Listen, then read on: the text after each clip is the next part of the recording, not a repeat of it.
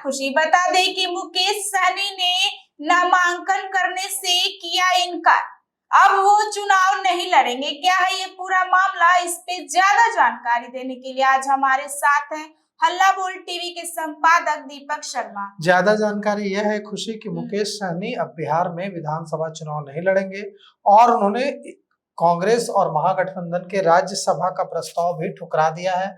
उन्होंने कहा है कि मैं राज्यसभा भी नहीं जाऊंगा, मैं चुनाव भी नहीं लड़ूंगा, मुझे डिप्टी सीएम बनना है, मुझे राज्यसभा नहीं जाना है, मुझे चुनाव नहीं लड़ना है, मुझे अपने तमाम प्रत्याशियों को, वीआईपी के प्रत्याशियों को चुनाव जिताना है। तो मैं अपनी मेहनत वीआईपी और महागठबंधन के प्रत्याशियों को चुनाव जिताने में लगाऊंगा।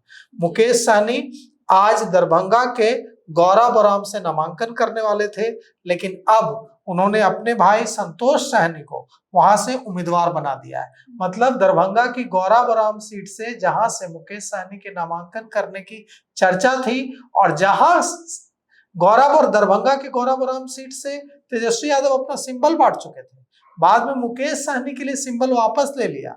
अब उस गौराबौराम सीट से नामांकन दाखिल करने से मुकेश सहनी ने इनकार कर दिया। मुकेश सहनी ने कहा है कि यहाँ से उनके भाई संतोष सहनी चुनाव लड़ेंगे और मुकेश सहनी ने कहा है कि मैं चुनाव नहीं लड़ूंगा, मैं अपने प्रत्याशियों के लिए और महागठबंधन के प्रत्याशियों के लिए प्रचार करूंगा, उन्हें जिताने में अपनी पूरी ताकत झोंक दूंगा।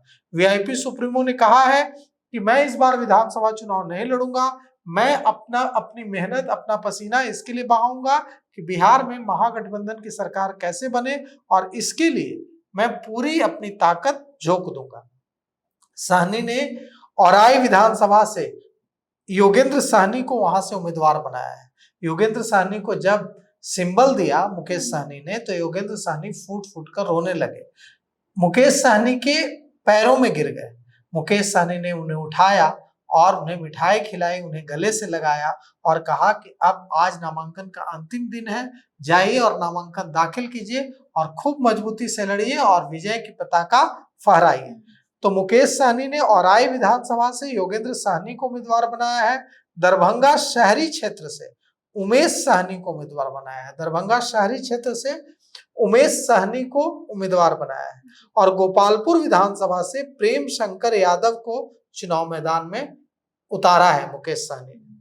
मुकेश सहनी को 15 सीटें मिली हैं और 1 राज्यसभा और 2 एमएलसी सीट का भी ऑफर दिया गया है, लेकिन मुकेश सहनी ने राज्यसभा जाने से इनकार कर दिया है और उन्होंने कहा है कि उन्हें डिप्टी सीएम बनना है।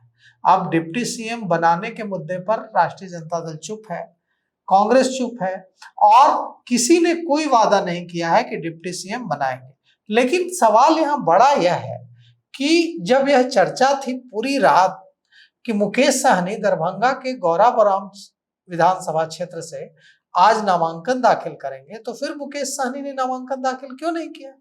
पिछली बार तो लड़े थे सिमरी बख्तियारपुर से, हार गए थे वो अलग बात थी, लेकिन लड़े तो थे। इस बार गौरा बौराम से क्यों नहीं नामांकन दाखिल किया? तो इस बार गौरा बौराम से इसलिए नामांकन दाखिल नहीं किया क्योंकि मुकेश सहनी अपनी छवि एक मजबूत नेता की बनाना चाहते हैं। मुकेश सहनी पूरे बिहार के मल्लाह, पूरे बिहार के निषादों को यह मैसेज देना चाहते हैं कि उनका नेता कितना मजबूत है, वो झुकता नहीं है। हुआ क्या है कि यह जो पूरी बार्गेनिंग हुई है, पूरा नेगोशिएशन हुआ है, मुकेश सहनी पहले बोलते थे कि हम 60 सीटें लेंगे, फिर 30 सीटों पर आए, फिर 25 सीटों पर आए, फिर कल पूरे दिन प्रेस कॉन्फ्रेंस करते रहे। सुबह में कहा कि 12 बजे प्रेस कॉन्फ्रेंस करेंगे, फिर कहा कि 4 बजे करेंगे, फिर कहा कि 6 बजे करेंगे, फिर कहा कि 8 बजे करेंगे और फिर प्रेस कॉन्फ्रेंस कैंसिल कर दी, फिर 15 सीटों पर मान गए।